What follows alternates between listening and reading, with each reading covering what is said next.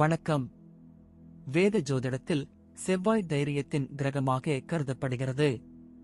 கடக ராசியில் செவ்வாய் வக்ர டிசம்பர் 7, 2024 அன்று காலை 4:56 மணிக்கு நடக்கப் போகிறது. எனவே அதன் இயக்கம், நிலை அல்லது மாற்றங்கள் ராசிகள் உட்பட நாட்டையும் உலகையும் பாதிக்கிறது. செவ்வாய் கிரகத்தின் வக்ர இயக்கம் அனைத்து 12 ராசிகளையும் எவ்வாறு பாதிக்கும் மற்றும் இந்த காலகட்டத்தில் உங்களுக்கு என்ன பரிகாரங்கள் பலனளிக்கும்? எனவே இந்த சிறப்பு கட்டுரையை தொடங்கி முதலில் ஜோதிடத்தில் செவ்வாய் கிரகத்தின் முக்கியத்துவத்தை அறிந்து கொள்வோம். வேத ஜோதிடத்தில் செவ்வாய் தைரியம், உறுதிப்பாடு மற்றும் தைரியத்தின் கிரகமாக கருதப்படுகிறது. ராசியில் லக்கின வீட்டையும் 6ஆம் வீட்டையும் கட்டுப்படுத்துகிறது. செவ்வாய் பகவான் அதன் ஆட்சி ராசிகளான மேஷம் மற்றும் விருச்சிகத்தில் அமைந்திருந்தால் உங்களுக்கு மிகவும் நல்ல பலன்களை தரும். செவ்வாய் அதன் உச்ச ராசியான மகர ராசியில் சனி பகவானின் ராசியில் அமர்ந்திருக்கும் போது அது மிகவும் வலுவான நிலையில் உள்ளது. அத்தகைய சூழ்நிலையில் தொழில், பணம் மற்றும் காதல் வாழ்க்கை தொடர்பான விஷயங்களில் நேர்மறையான முடிவுகளை தருவதோடு மகத்தான வெற்றியையும் செவ்வாய் ஆசீர்வதிக்கிறார். செவ்வாய் வக்ர நிலையில் இருப்பதால் சிலருக்கு காதல் உறவுகளில் சுப பலன்கள் கிடைக்கலாம். இந்த நேரத்தில் பணம் சம்பாதிப்பதில் சிக்கல்களை சந்திக்க நேரிடும் மற்றும் அவர்களின் வாழ்க்கையில் அதிக வெற்றியை பெற முடியாது.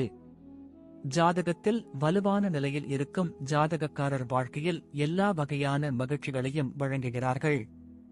சனி அல்லது ராகு, கேது போன்ற தீங்கு விளைவிக்கும் கிரகங்களுடன் செவ்வாய் பகவான் வக்ர நிலையில் இருக்கும்போது ஜாதகக்காரர் பிரச்சினைகளையும் தடைகளையும் எதிர்கொள்ள வேண்டும்.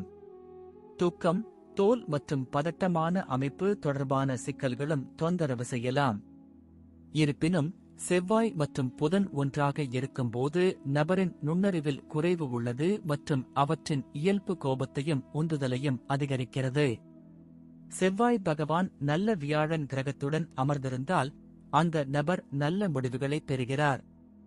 இந்த சிறப்பு கட்டுரையின் மூலம் செவ்வாய் கடக ராசியில் வக்ர நிலையில் இருப்பதன் மூலம் அனைத்து 12 ராசிகளுக்கும் நீங்கள் என்ன வகையான முடிவுகளை எடுக்க வேண்டும், இந்த காலகட்டத்தில் நீங்கள் என்ன பரிகாரங்களை செய்ய வேண்டும் என்பதை அறிந்து கொள்ளுங்கள்.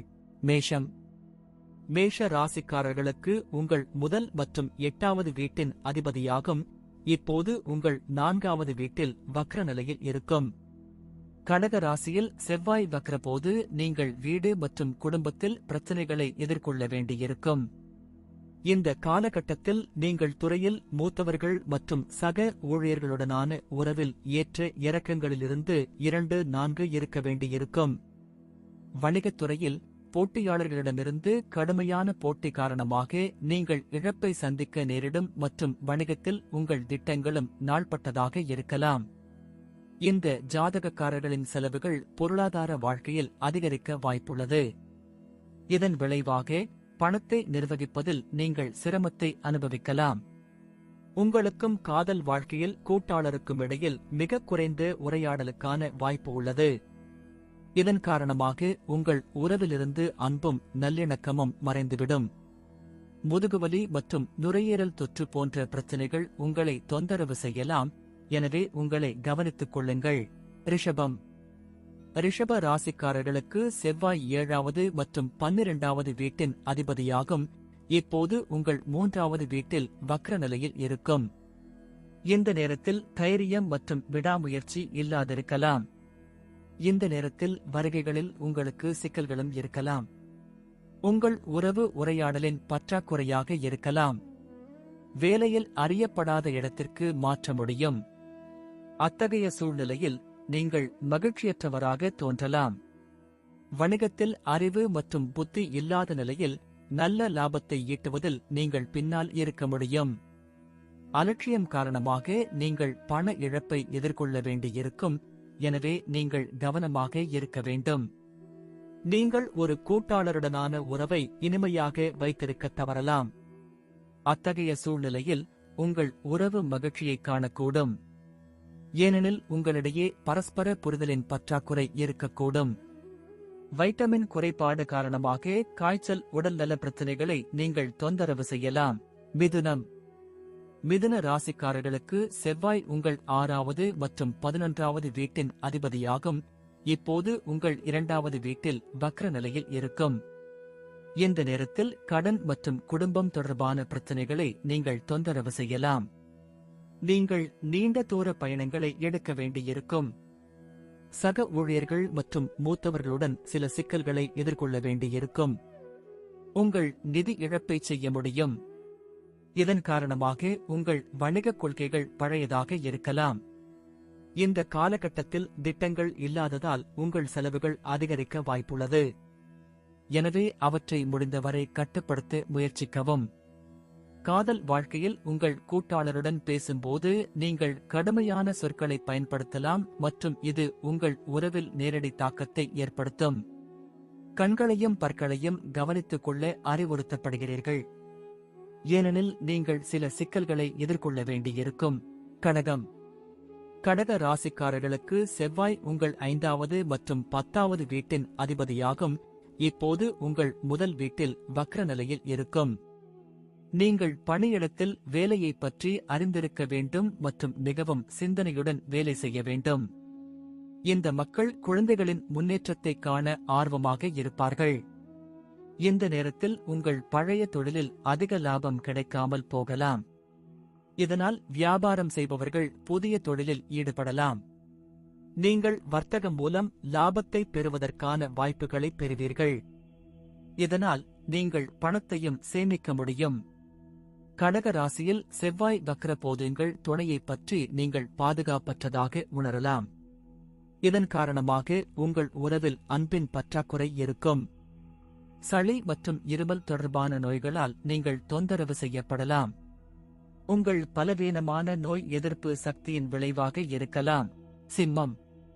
சிம்ம ராசிக்காரர்களுக்கு செவ்வாய் உங்கள் 4ஆம் மற்றும் 9ஆம் வீட்டிற்கு அதிபதியாகும். இப்போது உங்கள் 12வது வீட்டில் வக்ர நிலையில் இருக்கும்.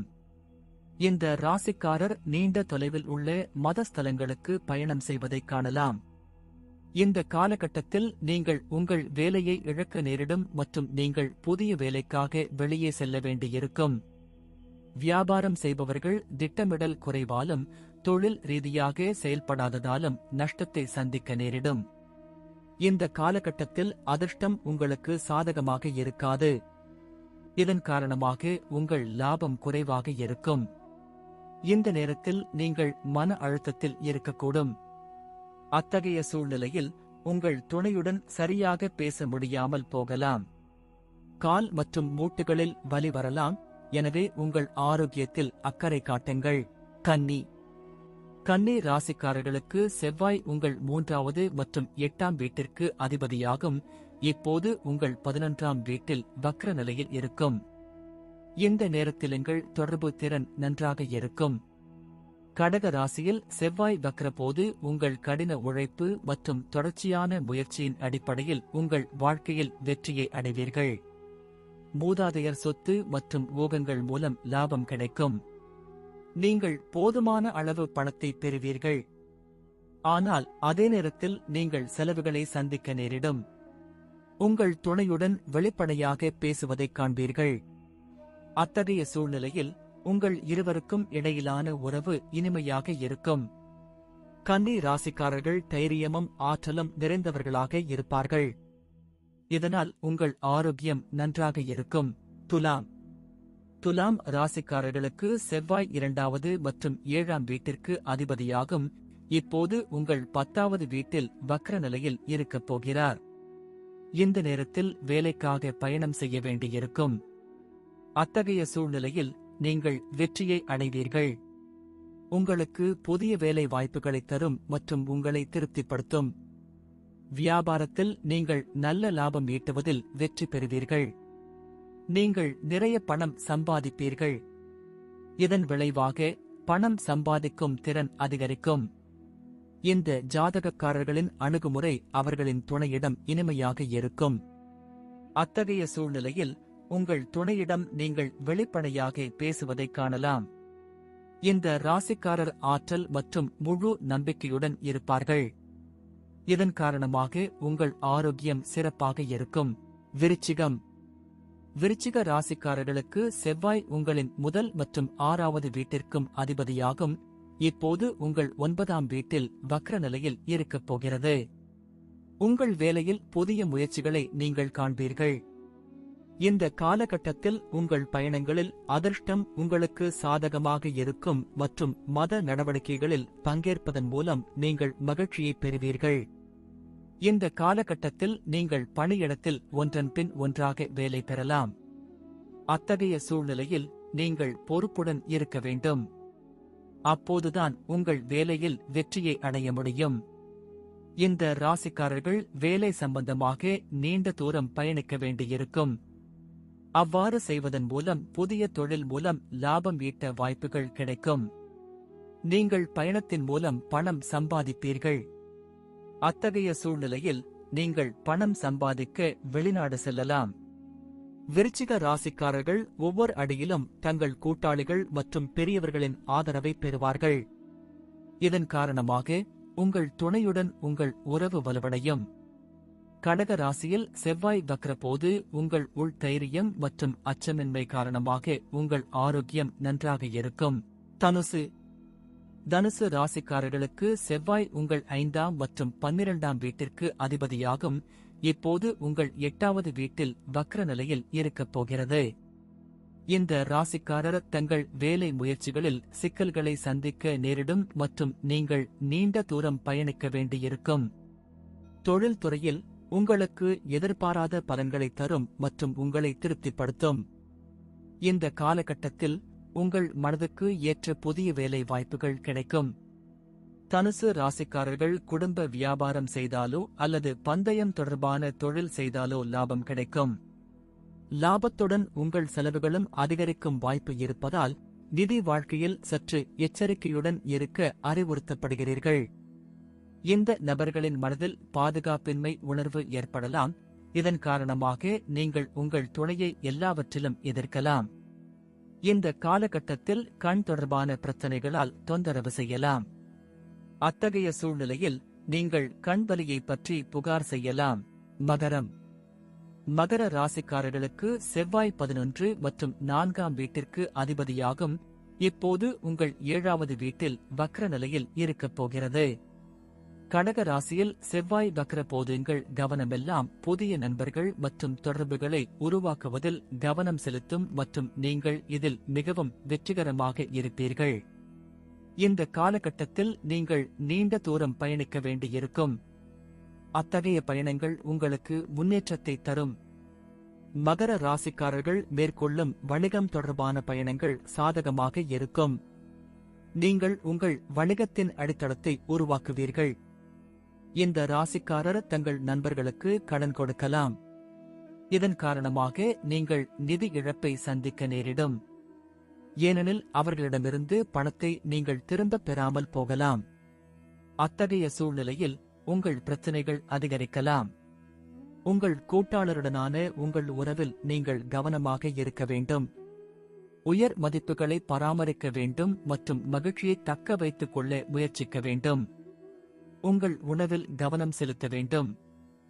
ஏனெனில் செரிமானம் தொடர்பான உடல் நல பிரச்சனைகள் உங்களை தொந்தரவு செய்யலாம். கும்ப ராசிக்காரர்களுக்கு செவ்வாய் உங்கள் 3வது மற்றும் 10ஆம் வீட்டின் அதிபதியாகும். இப்போது உங்கள் 6வது வீட்டில் வக்ர நிலையில் இருக்கும். இந்த ஜாதகக்காரர் தங்கள் கடின உழைப்பு மற்றும் உறுதியின் காரணமாக வெற்றியை அடைவார்கள். ஆனால் நீங்கள் இன்னும் அதிருப்தியுடன் இருக்கலாம்.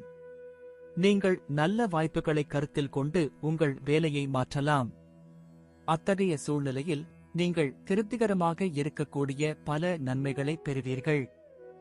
இந்த ராசிக்காரர் சில சரியான மற்றும் திறமையான நபர்களுடன் வணிக கூட்டாண்மைக்குள் நுழைவதற்கான வாய்ப்புகளை பெறலாம். இதன் விளைவாக உங்கள் லாபம் குறையலாம்.